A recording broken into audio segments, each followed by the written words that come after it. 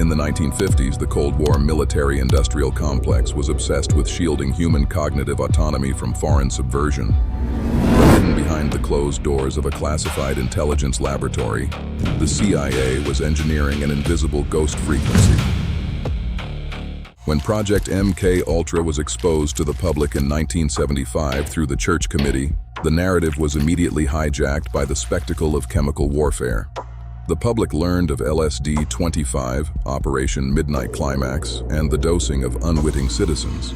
However, this chemical focus buried the agency's parallel, highly classified obsession with non-pharmacological behavioral modification. In plain English, they stopped trying to drug the mind and started trying to physically rattle it. The true apex of covert cognitive control was not found in a syringe. It was engineered in anechoic chambers, utilizing the weaponization of silent, structural vibration. Decades before the modern deployment of long-range acoustic devices, or LRADs, the CIA's Technical Services Division pioneered the dark science of acoustic alterations. By isolating the exact resonant frequencies of human organs, operatives realized they could bypass the auditory cortex entirely. Through infrasound, acoustic waves operating below 20 Hz, they could trigger spontaneous psychosis, visual hallucinations, and acute biological panic without making a single audible sound. Frame this not as an auditory experiment, but as the ultimate invisible weaponization of sound. To comprehend the architecture of the CIA's acoustic laboratories, the covert funding apparatus must first be dismantled. In 1954, neurologist Harold G. Wolff established the Society for the Investigation of Human Ecology, a clandestine front funneling MK Ultra capital into extreme behavioral science across more than 80 institutions. Initial auditory experimentation was brutal. Subproject 68, overseen by Dr. Ewan Cameron in Montreal, pioneered psychic driving.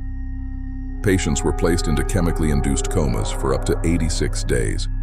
During this paralysis, looped audio messages played through speakers hidden inside their pillows, repeating up to 500,000 times to break their personality. The paradigm shifted toward pure physics on July 1, 1959, with the authorization of Subproject 119.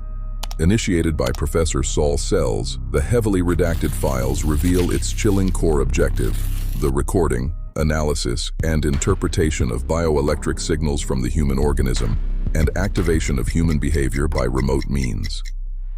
Subproject 119 ran parallel to the Navy's top-secret Subproject 54, titled the Perfect Concussion Program.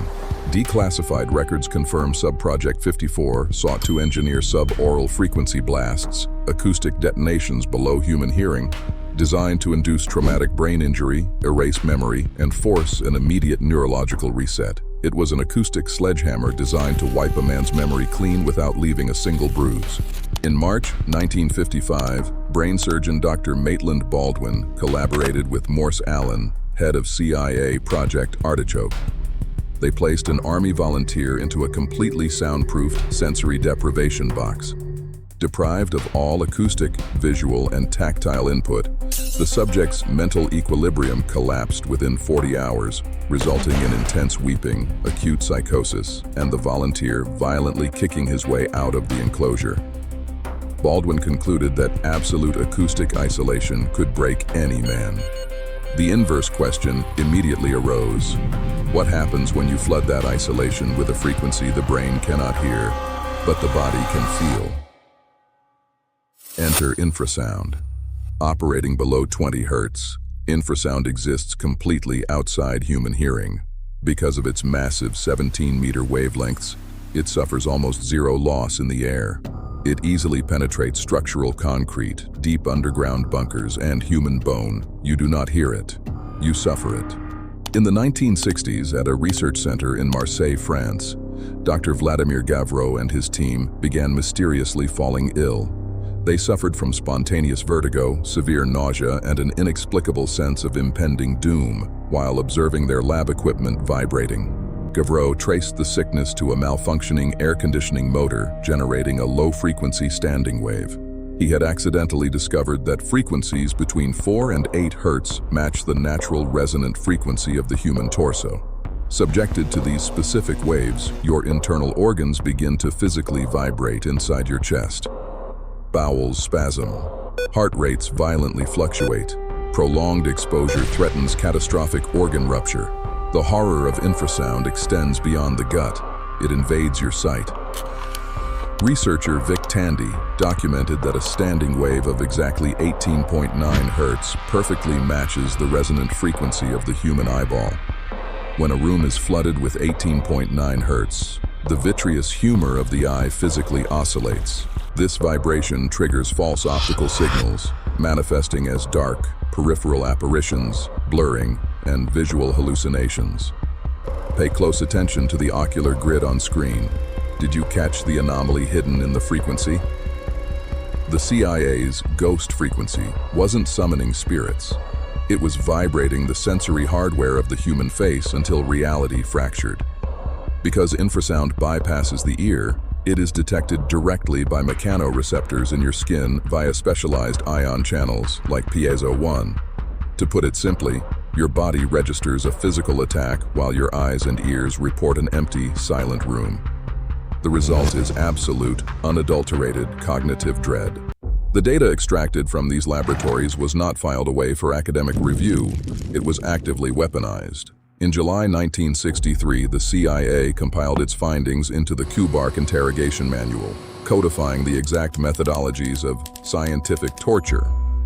The manual detailed how absolute acoustic control could induce debility, disorientation, and dread.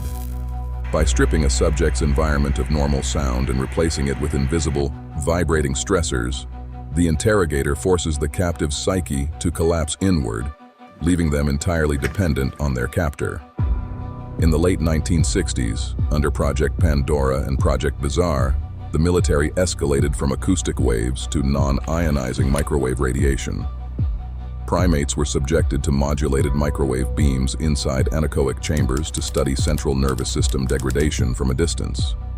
Whether through sound waves or microwaves, the objective remained identical: the remote alteration of human behavior without leaving a single physical mark. The declassified history of MK Ultra's audio laboratories proves that the most terrifying weapons ever engineered do not leave shrapnel. They do not leave burn marks. They are weapons of silent autonomy. By decoding the biological resonance of the human frame, the intelligence apparatus learned how to turn the body into its own instrument of torture.